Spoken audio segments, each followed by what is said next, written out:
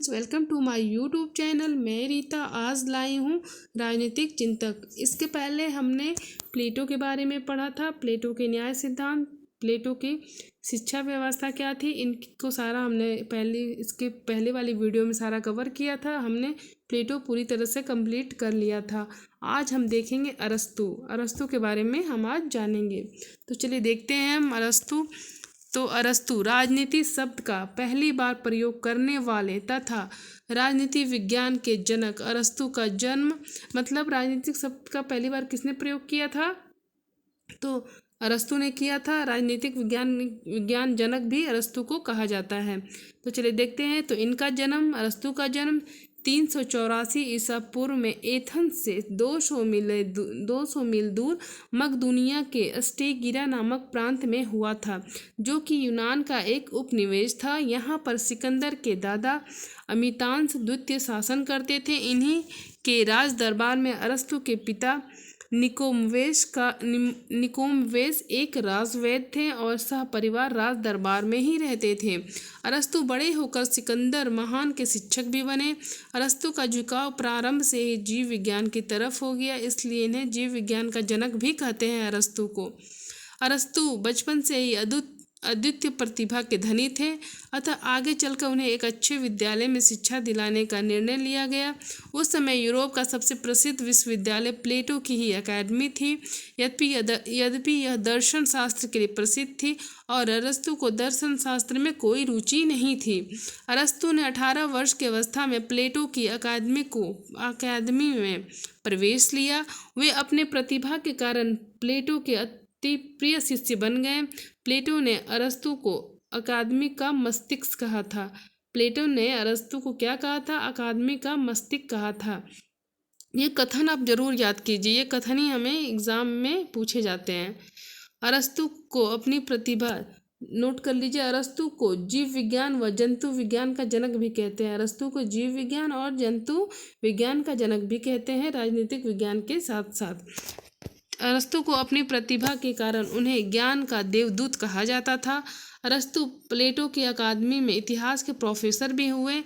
अरस्तु अपने यथार्थवादी विचारों के कारण प्लेटो के आदर्शवादी विचारों से विभिन्नता रखने लगे, अतः दोनों के विचारों में टकराव प्रारंभ हो गया।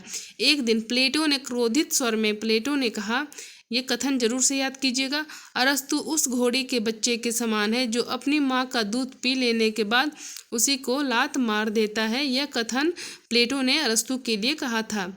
अरस्तु ने प्लेटो की अकादमी को छोड़कर एक अलग अकादमी स्थापित कर लिया, जिसे लिशियम कहा जाता था। क्या उस जो अरस्तु ने अकादमी स्थापित किया था, बनाया था, उसे क्या कहा जाता था? तो लिशियम। जहाँ प्लेटो निगमन पद्धति में विश्वास करते थे, वहीं अरस्तु आगमन पद्धति में विश्वास करते थे। जहाँ प्लेटो ने राजनीति शास्त्र और नीति शास्त्र में कोई अंतर नहीं किया और दार्शनिक राजनीति का जनक बनने का श्रेय प्राप्त किया, वहीं अरस्तु पहले विचारक हैं जिन्होंने राजनीति शास्त्र को नीति शास्त्र से अलग किया। प्लेटो थे, उन्होंने राजनीति शास्त्र और नीति शास्त्र को अलग नहीं किया था, और अरस्तु ने क्या किया था? राजनीति शास्त्र को नीति शास्त्र से पृथक कर दिया था। वो आदर्शवादी राज्य की कल्पना पे विश्वास रखते थे, ये यथार्थवादी। चलिए आगे देखें। और राजनीति का क्रमबद्ध एवं वैज्ञानिक अध्ययन किया, फलस्वरूप राजनीति विज्ञान के जनक बने। राजनीतिक विज्ञान के जनक कौन बने? अरस्तु बने। राजनीति शब्द का पहली बार प्रयोग भी किसने किया? अरस्तु ने।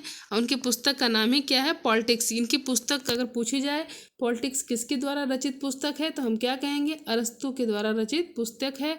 और राजनीतिक विज्ञान का जनक किसे कहते हैं? तो अरस्तु को कहते हैं। अरस्तु ने तुलनात्मक पद्धति, उद्देश्य मूलक पद्धति या प्रयोजक मूलक पद्धति और ऐतिहासिक पद्धति प्रयोग किया था। अरस्तु की मृत्यु 62 वर्ष की अवस्था में 322 ईसा पूर्व में हो गई थी। जिस समय प्लेटो अपनी अंतिम पुस्तक लॉज लिख रहे थे, उस समय अरस्तु उनके पास थे, और इस पुस्तक का अरस्तु पर इतना प्रभाव पड़ा कि वे विधि के शासन के भी समर्थक हो गए।